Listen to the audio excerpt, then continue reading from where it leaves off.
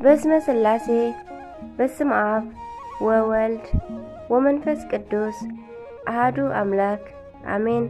سلام እግዚአብሔር አምላክ መስክላትኩም ይሁን ህዝበ ክርስቲያን ከመ ያለኹም አነ እግዚአብሔር ይመስገን ክብሩ ይስፋሕ መድኃኒ ዓለም ክርስቶስ ልዑል እግዚአብሔር አምላክና ካብ ዘይምንባርና መንበር አምጽኡ ብጸጋን ብጥዕናን ብሰላምን እስከ በሰዓት ያውን ስለዘጽንሐና ክብርን ምስጋናን አምልኮን ውዳሴን ዘላለም ንዑ ይሁን። ከምኡውን ነታረርቲ አዲኡ ቅድስት ድንግል ማርያም አዴና ጽዮን መጸጊዕትና ዝኾነት ክብርን ምስጋናን ውዳሴን ይብጽሐያ። ከምኡውን ኩሎም ቅዱሳን ከከም ማዕርጎም እግዚአብሔር አምላክ ብዝሃቦም ጸጋን ብዝሃቦም ክብርን ምስጋናን ንዑኦም ይኹኖም አሜን። ስንክሳር ዘወርሓ ጳጉሜን 2 ስንክሳር ዝሰምዕ ዘንብብ ፍቅሪ ጎይታ ኣብ ልቡ ይሕንብብ አሜን። ቅዱስ ቲቶ ሐዋርያ እንኳዕ ናብ ናይ ቅዱስ ቲቶ ሐዋርያ ዓመታዊ ናይ ዕረፍቲ በዓል ሰላም ኣብጽሐና። ቅዱስ ቲቶ ሐዋርያ ናይ ጎይታናን አምላኽናን መድኃኒናን ኢየሱስ ክርስቶስ ወዲ መዝሙር ቅዱስ ቲቶ ካብ 72 ኣርድእቲ ሓደ ክኸውን ከሎ ብዝተወሰነ መንገዲ እኳ ዝተዘንግዐ ሐዋርያ ኣይኮነን። ብፍላይ ድማ ቅዱስ ጳውሎስ ካብ ዝጸሓፎ 12 መላእኽትታት ሓደ ዝተለኣኸ ናብዚ ቅዱስ ብምዃኑ እቲ ታሪኽ እኳ እንተዘይተነገረ ስሙ ግን ኣይርሳዕን እዩ። ቅዱስ ጳውሎስ ድማ ኣብ መልእኽቱ ንጽቡቕ ስሙ እንዳደጋገመ የልዕሎ እዩ። ንምዃኑ ሐዋርያ ቅዱስ ቲቶ መን እዩ? ቅዱስ ቲቶ ዝተወልደ ኣብ 100 ክፍለ ዘመን ኣብ ውሽጢ እስያ ቀርጤስ ኣብ ትበሃል ከተማ እዩ። ናይዚ ሓረጉ ካብ እስራኤልን ካብ ጽርዕን ግሪክ ንማለት እዩ ይውለድ። ኣከባቢኡ ኣምልኮተ እግዚአብሔር ዝጠፍኣሉ ስለ ዝኾነ ንሱን ቤተሰቡን ዘምልኽዎ ከዋኽብቲ ነበረ። ምድሓን ብፍልጠት ይመስሎም ስለ ዝነበሩ ናይቲ ኣከባቢ ሰባት ናይ ግሪክ ፍልስፍና ኣጠንኪሮም ይመሃሩ ነበሩ። ቅዱስ ቲቶ ድማ ኣብ ጉብዝናኡ ናብ ቤተ ክርስቲያን ናብ ትምህርቲ ቤት ኣትዩ ናይ ግሪክ ፍልስፍናን ናይ ዮናናውያን ጥበብ ስጋን ተምሃረ። ኣብ ሓፂር ጊዜ ድማ ልዕሊ ኩሎም ኮነ። እዚ ቅዱስ ኣብቲ ወቕቲ ሓቀኛ ፈጣሪ እኳ ኣየምልኽ እምበር ብጥበቡ ግን ብጣዕሚ ቅኑዕን ለዋህን ነበረ። ምክንያቱ ከይፈለጠ ንነዳያን ንድኻታት የብልዕን የሰትን ይከናኸነቡን ነበረ።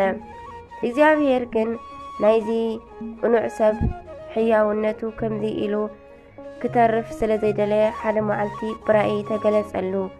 ብራእይ ድማ ሓደ ማንነቱ ዘይተረድኦ ነገር ኦ ቲቶ ስለ ድሕነት ነፍስኻ ተጋደል እዛ ዓለም ሓላፊት እያ ክብሎ ተሰምዐ። ካብ ድቃሱ ነቂሑ ብጣዕሚ ሰንበደ። ዝገብሮ ድማ ሰኣነ። ንሰባት ሓተተ ግን ንኹሎም ወንሓንቲ ክርድኦም ኣይከኣለን። ንስተወሰነ ጊዜ ድማ ነዚ ጉዳይ መልሲ ክረኽበሉ ብልቡ እንዳተመላለሰ ነበረ። ኣጋጣሚ ግን በታ ሰሙን ካብ ኢየሩሳሌም ሓድሽ ዜና ተሰምዐ። ክርስቶስ ዝብልዎ ኢየሱስ ንሱ ድማ ናይ ባህሪ ኣምላኽ ዝኾነ ናብ ምድሪ ወሪዱ ስለ እግዚአብሔር መንግስቲ ድማ ይሰብኽ ኣሎ ክብሉ ንቲቶ ነገርዎ። ካልእከ እንታይ ርኢኩም በሎም። ብኢዱ ድውያን ይፍውስ፣ ምውታን ይትንስኡ፣ ሕውራን ይርኡ፣ ለምጻማት ይነጽሁ፣ ካልእ ብዙሕ ተኣምራት ድማ ይገብር ኣሎ በልዎ። ናይቲ ወቕቲ ናይ ሃገረ ኣክራጥስ መኮንን ፍላስፋ ስለ ዝነበረ ስለ ክርስቶስ ምስ ሰምዐ ክመራመር ፈተነ። ንሱ ምኻድ ስለ ዘይከኣለ በሊሕ ጥበበኛ ሰብ ድለይለይ ኢሉ ንተኸታተልቱ እንተለኣኾም ካብ ቲቶ ዝሓይሽ ኣብቲ ኣከባቢ ስለ ዘይነበረ ንዕኡ ኣምጽእዎ። እቲ መኮንን ንቲቶ እቲ ነገር ትኽክል ወይ ድማ ስሕተት ብምዃኑ ብዕምቆት መርሚርካ መልሲ ኣምጽኣለይ ኢሉ ለኣኾ። ቅዱስ ቲቶ ድማ ፈጢኑ ተላዒሉ ናብ ኢየሩሳሌም ገስገሰ።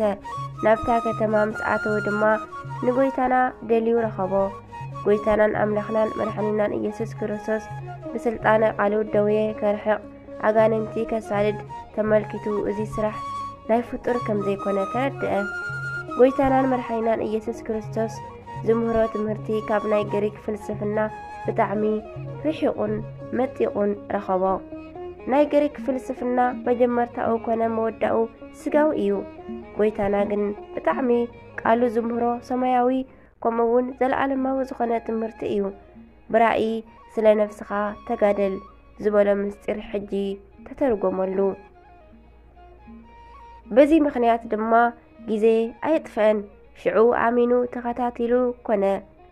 ተኸታተሊኡ ኮነ ጎይታ ድማ ምስ ሰምዓን ክልተን ኣርድእቲ ደመሮ ናይ ኣክራጥስ መኮንን እንታይ ደኣ ደንጊኻ እንተበሎ ዝረኣዩ ኩሉ ጽሒፉ ከም ዘይምለስ ደብዳቤ ለኣኸሉ ድሕሪኡ ቅዱስ ቲቶ ኣብ ትሕቲ እግሪ ጎይታና ንሰለስተ ዓመታት ተማሂሩ ኣብ በዓለ 50 መንፈስ ቅዱስ ተቐቢሉ ኣብ መላእ እስያ 8 ዓመታት ወንጌል ሰበኸ ቅዱስ ጳውሎስ ኣብ ዝኣመነ ጊዜ ድማ ናቱ ወዲ መዝሙር ኮይኑ ን25 ዓመታት መሃረ ቅዱስ ጳውሎስ ሰማዕት ምስኮነ ድማ ናብ ኣክራጥስ ተመሊሱ ንህዝቢ ኣእሚኑን ኣጥሚቁን ቤተ ክርስቲያን ሃነጸ ዕድሚኡ ኣብ ዝበጽሐ ጊዜ ድማ መምህራንን ካህናትን ሸይሙሎም ባሪኽዎም በዛዕለት ዓረፈ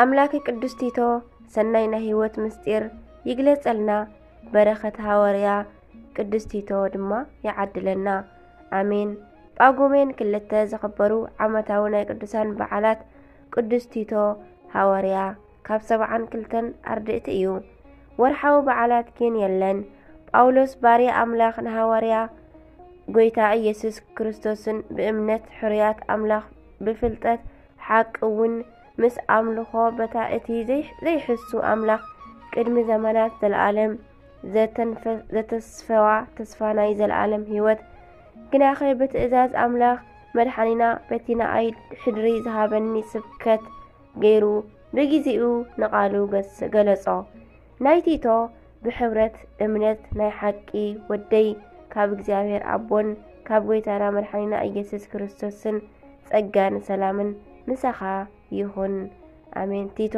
ምዕራፍ 1 ፍቅዲ 1 ወስብሃት ለእግዚአብሔር ወለወላዲቱ ድንግል ወለመስቀሉ ክቡር ይተአኮት ወይሰባ ቅዱስ ስሙ ለእግዚአብሔር አምላክና ወትር በኩሉ ጊዜ ወበኩሉ ሰዓት ዝወደቀ ዝነጠበ በአፈ ቅዱሳን ትጓን መላእክት ተአረመለይ አሜን